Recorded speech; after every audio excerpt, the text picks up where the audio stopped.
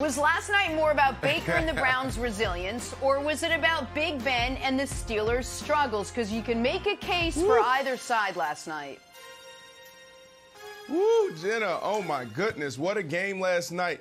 You can arguably say that was the best wild card game for a team in NFL history. That was phenomenal. The easy answer is the Pittsburgh Steelers, because when you look at that botch snap, that penalty, you can easily say it was about them. But the reality is it was about the Browns. The Browns dominated the Pittsburgh Steelers. You even go into the second half when the Pittsburgh Steelers start getting in the rhythm. Big Ben start getting hot, and they still dominated them. They were the better team, not only on that night, but just a better team, period. And they proved it play after play after play in all three phases. Outside of Big Ben throwing the ball all around the field, the Browns dominated every single area, from running game, stopping the run, special teams, et cetera, et cetera, et cetera. Baker Mayfield also, to be noted, I was on this guy all year. I'm still not ready to crown him and say go pay him $400 million, whatever the number is, for the starting quarterback in the Cleveland Browns organization. But that guy played phenomenal last night, and it wasn't throwing the ball over the field. His best plays was throwing the ball away. There was a play in the third quarter. I was like, okay, this guy may have a chance. He had a 20-yard in cut, and the safety drove down on it. The corner was tight on coverage. You can see that he wanted to throw this ball, and he threw it in the dirt. Excellent. And his balls last night, as far as throwing the ball away, was him actually escaping the pocket and running. So, Nick, this was all about the Cleveland Browns. Phenomenal outing by them without their coach. Yeah, listen, we'll get to the rigatoni Roethlisberger part of the program later. 4 picks, that's 9 picks in his last 5 playoff games. Also, I don't know if anyone noticed, but he kind of Cam Newton'd in the Super Bowl, the opening play of the game. Like, wait, you want me to fall on that football? James Conner, you got it? Oh, no, now we're down 7-0. But the story of the game is what Brandon said. This is about Baker and the Browns and letting them have this moment. Yeah. And when we talk about the Browns, we are talking about Baker Mayfield. And I understand Nick Chubb and Kareem Hunt might be like, hey, we're 2 of the 3 best players on the team, and the other one's Myles Garrett. Why don't you talk about us more? Because we don't. We talk about Baker. And the fact of the matter is, when Baker Mayfield doesn't turn the ball over, he's a top 10 quarterback in the league. Like, the Baker Mayfield we've had the last 2 months, who has 1 interception since the midway point of the season, and that 1 interception almost made Brandon Marshall punch me in the face via Zoom, which is hard to do. You need a portal to do it.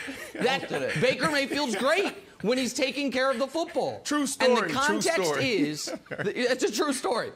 The context is the Browns went on the road to Pittsburgh without their head coach, without, I would argue, 2 of the 10 best players on their team, critical players, their best corner, their best offensive lineman, and they mollywopped the Steelers.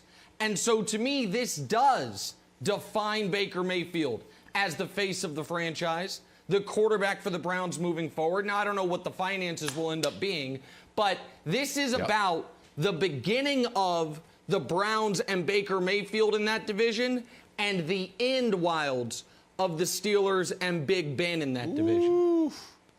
Yeah, I buy that. I think Baker's going to have continued success. And when you saw the Steelers come out, I feel like it was the definitive answer to rust or rest, because they looked super rusty, super rusty. It's not only the mistakes and the snaps and the interception. They also just looked lethargic. It's like Nick Chubb's running over guys. Kareem Hunt's running over guys. They just didn't look like they were ready to play.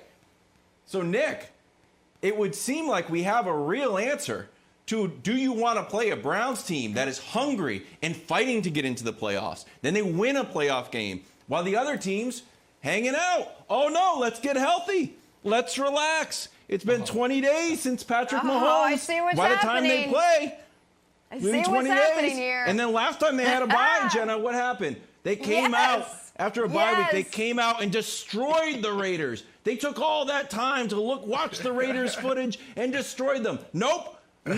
Game like 28 seconds left. You need a miracle from Patrick Mahomes. I'd be very, you look comfortable. very very nervous. Wilds. My Mahomes impression. Wilds. Feet up. You know what? Relaxing. Oh. You Just a little shave right here, you'll be good. You said the last time they had a bye. I thought you meant the last time they had a bye in the playoffs, and I was like, well, they won the Super Bowl? Or are you talking about the Texans game where they scored 50-some? But you mean a regular season bye, so I understand. Brandon, I said the Ravens are the team that scares me the most. So the Ravens would have been going to Kansas City had the Steelers won. So I actually think from the Chiefs' perspective, it was a really good weekend. But I want to ask you something big picture-wise. Was this weekend the passing of the torch from the class of 04 quarterbacks to the class of 2018 quarterbacks? So 04, Eli, who's already gone, Rivers, who's about to be gone, and Big Ben, who's doing the 1,000-mile stare on the bench after the game like, oh, my God, what's happened? Class of 18 quarterbacks. Come on, bro. Lamar, first playoff victory. Josh Allen, first playoff victory. Baker Mayfield, first playoff victory. That trio from 04 went on for 15 years, but each of them to very successful careers. All of them made the Super Bowl except for Phillip Rivers. I wonder if we saw a figurative passing to the trio of 18 being that kind of, the colleagues of the same draft class being some of the standard bearers for the NFL at that position. Yeah, absolutely. The NFL is in great hands when you look at the quarterback position, and you got a little bit of everything. You got pocket passers. You got guys who can get out the pocket and make all the throws. You got guys who can get it done with their feet. So absolutely, Nick. And I will also say, to go back to that class of 04, it's time for Big Ben to go, I think. When you look at the Pittsburgh Steelers situation, and where their strength lies on that defensive side. So when you see Mika Fitzpatrick at 24, Edmonds at 23, T.J. Watt at 26, Dupree 27, Bush 22, 2 at 27, Hayward 31. I would say that you can't waste those guys' prime. Some of those guys are entering in their prime. Big Ben, you threw for 500 yards. You threw 47 completions, but you were the reason why that team lost that game. You can't go out there and throw 4 picks in a wild card weekend. You absolutely can't do that. And how they sputtered at the end, it had everything to do with that offense. So I would say it's time for the Pittsburgh Steelers to move on from Big Ben, because they'll waste all those guys on the defensive side. That is your strength, built around them. Get an offense that can run the ball and a quarterback that can get it done. Now, look, will it happen? We talked about this last week. I'm not sure, because he has that 1 year left, $31 million.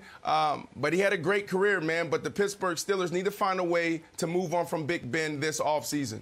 Thanks for watching. Subscribe here to get the latest from the show. Also, be sure to check out more of the best clips from First Things First, or go watch a few segments from our other shows on FS1.